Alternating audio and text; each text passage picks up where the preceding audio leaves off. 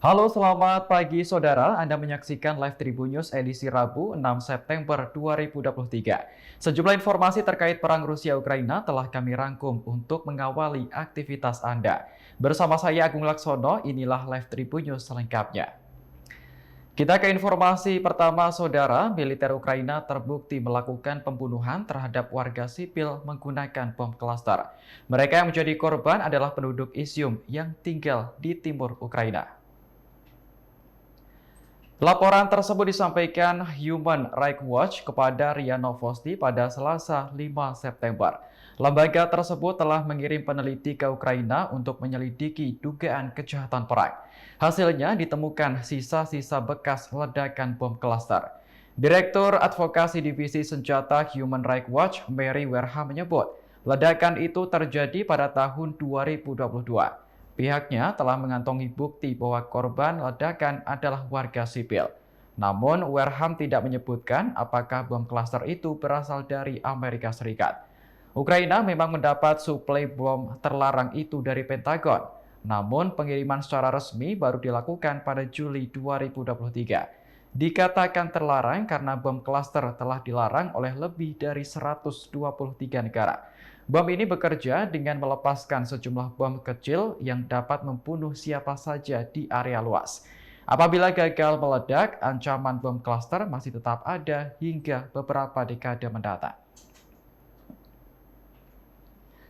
Sementara itu, mantan Kepala Bea Cukai Regional Rusia, Yuri Afanasievsky, terluka akibat bom Ukraina. Ia bersama putranya diduga menjadi sasaran upaya pembunuhan oleh Dinas Keamanan Kiev. Afanasievsky sebelumnya menjabat sebagai Kepala Dinas Bea Cukai Republik Rakyat Luhansk. Ia teridentifikasi sebagai sasaran plot yang melibatkan alat peledak rakitan. Dalam sebuah pernyataan pada Selasa 5 September, Komite Investigasi Rusia tidak menyebutkan nama-nama yang terlibat, namun hanya memberikan rincian terkait posisi salah satu korban. Kini pihak berwenang sudah menangkap tersangka, yakni seorang perempuan asal Luhansk. Tersangka memberikan sebuah ponsel kepada Afanasievsky yang ternyata berisi bahan peledak. Korban yang saat itu bersama putranya mengalami luka dan langsung dilarikan ke rumah sakit. Meski tak sampai mengancam nyawa, putra Afanasievsky harus kehilangan sejumlah jari tangan. Tindakan amputasi terpaksa dilakukan karena ledakan bom berdampak serius. Sebagai informasi, Luhansk memisahkan diri dari Ukraina setelah kudeta bersenjata tahun 2014 di Kiev. Rusia mengakui kemerdekaannya tahun lalu dan setuju untuk memasukkannya sebagai wilayah baru melalui referendum. Sementara pemerintah Ukraina mengklaim tindakan itu ilegal dan berusaha merebut kembali wilayah tersebut dengan kekerasan. Kementerian Luar Negeri Kuba membongkar jaringan perdagangan manusia yang berbasis di Rusia. Menurut kementerian, jaringan tersebut berupaya merekrut warga Kuba untuk ikut perang di Ukraina. Dalam pernyataan yang dikeluarkan pada Senin 4 September, kementerian menyebut warganya diminta berperang atas nama Rusia. Saat ini, Kuba telah memulai proses pidana terhadap kasus perdagangan manusia tersebut. Kuba menegaskan pihaknya tetap netral menyikapi konflik yang sedang berlangsung, namun akan mengambil tindakan tegas terhadap siapapun yang berpartisipasi dalam perdagangan manusia. Pasalnya, tindakan itu dianggap sama saja dengan mengeksploitasi manusia demi kebutuhan perang. Sementara itu, pemerintah Rusia belum memberikan tanggapan terkait kasus ini. Namun, baru-baru ini mantan Presiden Rusia Dmitry Medvedev mengungkap jumlah sukarelawan yang berhasil direkrut. Menurut laporan Kementerian Pertahanan, sekitar 280.000 orang telah bergabung dengan Angkatan Bersenjata Rusia. Jumlah itu diperoleh hanya dalam waktu 8 bulan, terhitung sejak Januari hingga Agustus 2023. Rencananya, Rusia akan menempatkan sukarelawan itu sebagai pasukan cadangan dan formasi lainnya. Kita beralih ke informasi berikutnya. Kapal fregat Laksamana Gorskov Rusia akan melakukan serangkaian latihan di Samudra Atlantik. Selama latihan, kapal tersebut akan membawa rudal hipersonic Zircon. Laporan tersebut disampaikan Kementerian Pertahanan Rusia pada Selasa 5 September. Saat ini, Laksamana Gorskov telah memasuki Samudra Atlantik melalui Selat Gibraltar. Tak sendiri, kapal tersebut juga ditemani oleh kapal tanker medium Laut Vyazma. Kementerian tidak menjelaskan berapa lama Laksamana Gorskov akan menjalani latihan. Namun tujuan latihan difokuskan untuk meningkatkan keterampilan Angkatan Laut, terutama dalam menembakkan rudal hipersonik Zircon yang tahun ini telah memasuki layanan. Sebelumnya, Laksamana Gorskov telah beroperasi di Laut Mediterania sejak April 2023. Awak kapal berhasil menyelesaikan semua tugas yang diberikan armada laut Rusia.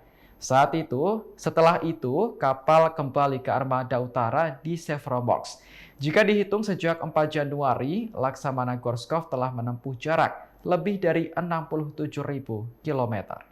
Seorang tentara Ukraina mengaku malu menggunakan seragam militer ketika berada di ruang publik. Pasalnya, mereka dikira petugas wajib militer yang ingin merekrut warga sebagai tentara.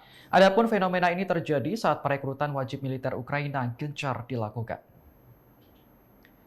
Tentara Ukraina mengaku mengunjungi kota Kiev sekitar sebulan yang lalu. Saat itu, ia hanya berani mengenakan kaos biasa agar tidak dikira petugas wajib militer. Selain menghindari malu, tentara tersebut juga takut dipukuli massa, sebab mereka kebanyakan menolak untuk direkrut sebagai pejuang di garis depan. Menurut tentara tersebut, Kepala Komisariat Militer Ukraina sangat korup. Hal itulah yang menghancurkan citra militer Ukraina hingga membuat para tentara malu menggunakan seragam. Sebagai informasi, Ukraina telah memberlakukan darurat militer di bawah undang-undang sejak Februari tahun lalu. Pria berbadan sehat dengan usia 18 hingga 60 tahun dilarang meninggalkan negara tersebut. Namun Ukraina terus menderita kerugian jumlah pasukan akibat melawan pertahanan Rusia. Kondisi tersebut memaksa Ukraina merekrut lebih banyak lagi pasukan cadangan. Bahkan orang-orang di jalanan sampai dipaksa untuk ikut dinas militer. Где был в отпуске? В Киеве.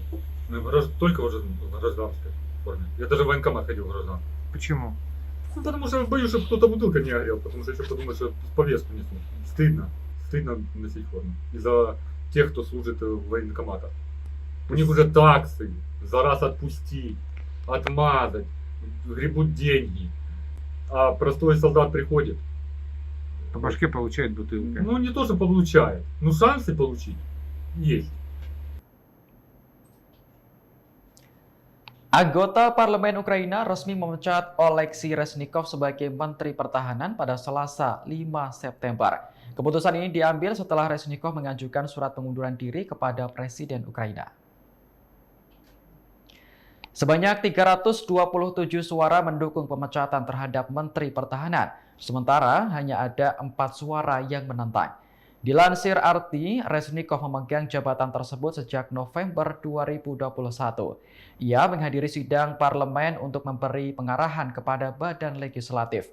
Reznikov juga berbicara soal pencapaiannya selama menjabat, seperti mendapat bantuan militer barat dalam jumlah besar untuk melawan Rusia. Selama masa jabatannya, Kementerian Pertahanan terlibat dalam beberapa skandal korupsi. Para pejabat senior dituduh menyediakan makanan untuk tentara dengan harga yang melambung. Terbaru, seorang kepala wajib militer regional dituduh memperoleh dana ilegal senilai jutaan dolar. Sejumlah media barat menilai Reznikov gagal mengendalikan pelanggaran yang dilakukan anak buahnya. Hal itulah yang diduga kuat menjadi alasan utama pemecatannya. Rencananya jabatan Reznikov akan digantikan oleh Rustem Umerov atas persetujuan dari Presiden Ukraina.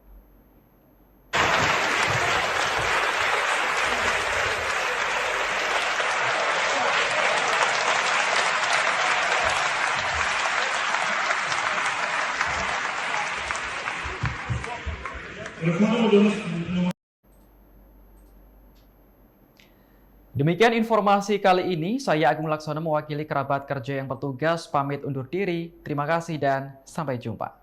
Terima kasih sudah nonton. Jangan lupa like, subscribe, dan share ya.